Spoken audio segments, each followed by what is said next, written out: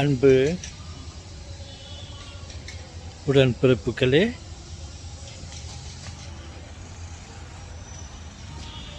எப்படி இருக்கிறீங்க? Very good, நல்லா இருப்பீங்க. உங்கள் நலனை அறிவதில் எனக்கு மிகவும் ஆசை. நீங்கள் நல்லா இருக்கிறதுன்னு கேள்விப்பட்டாவே எனக்கு ஒரு சந்தோஷம். என் உடன்பிறப்புகள் நன்றாக இருக்கிறார்கள் போதும் அப்படின்ற ஒரு எண்ணம். ஓகே, நான் பழைய வீடியோவில், இதுக்கு முந்தின வீடியோவில் ஒரு மரத்தின் கதையை சொல்லி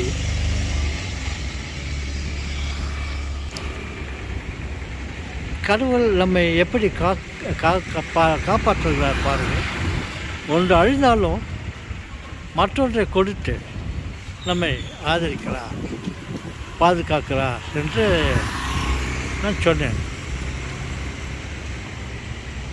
இப்போ வெளியே வர்றதுக்கு முன்ன, வீட்டை விட்டு வெளியே வர்றதுக்கு முன்ன கொஞ்சம் காஃபி சாப்பிட்லாம் சொல்லிட்டு இருந்தேன்.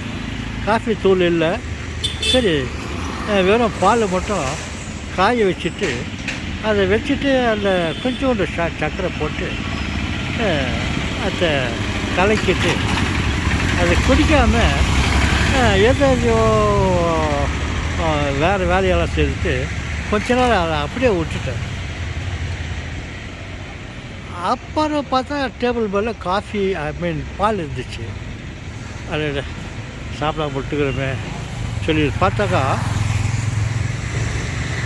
அந்த பாலின் மேலே கொஞ்சம் மேலாக ஒரு டஸ்ட்டு ஓடுது.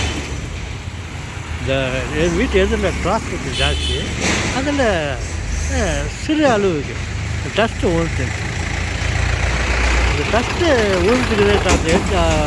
அதை பார்த்தாக்கா அந்த பாலின் மேலே நான் பால் குடித்தாக்கா எனக்கு அது அந்த டஸ்ட்டு உள்ள பாலை குடித்தா என் உடல் நலம் கெட்டு போயிடும் என்று கடவுள் நினைத்திருப்பார் நினைக்கிறேன். அந்த பாலின் மீது ஒரு ஏடால் மேலே ஒரு தடுப்பை உற்பத்தி தான். நம்ம தமிழில் சொல்லுவோம் ஏடால் அப்படின்னு. அப்புறம் நான் அதை சரி சாப்பிட்லான்னு சொல்லிட்டு ஒரு ஸ்பூன் எடுத்து அதை அப்படி தள்ளினாக்கா அந்த டஸ்ட்டோடு அந்த ஏடால் போயிடுச்சு. அப்புறம் கீழே அந்த தூய்மையான பால் இருந்துச்சு. பாருங்க, நான் கவனக்குறைவாக இருந்தாலும் கடவுள் என் மேலே கவனமாக இருந்து அது மேலே தூள் டஸ்ட்டு படுறதை தடுக்கிறதுக்காக அது மேலே ஒரு அதுக்கு என்ன சொல்லுவாங்க பேர், ஏடால் சொல்லுவாங்க, ஒரு திரையை போட்டிருந்தார். அந்த திரையை நான் எடுத்த பிறகு பால் சுத்தமாக கெட்டது. பார்த்தீங்களா கடவுள் எப்படியெல்லாம் நம்மளை காப்பாற்றுறாருன்னு. அவருக்கு நன்றி. ஓகே, உங்களுக்கும் நன்றி.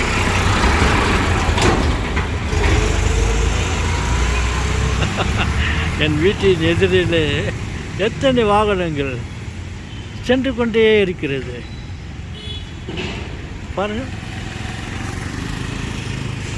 ஓகே, வணக்கம்.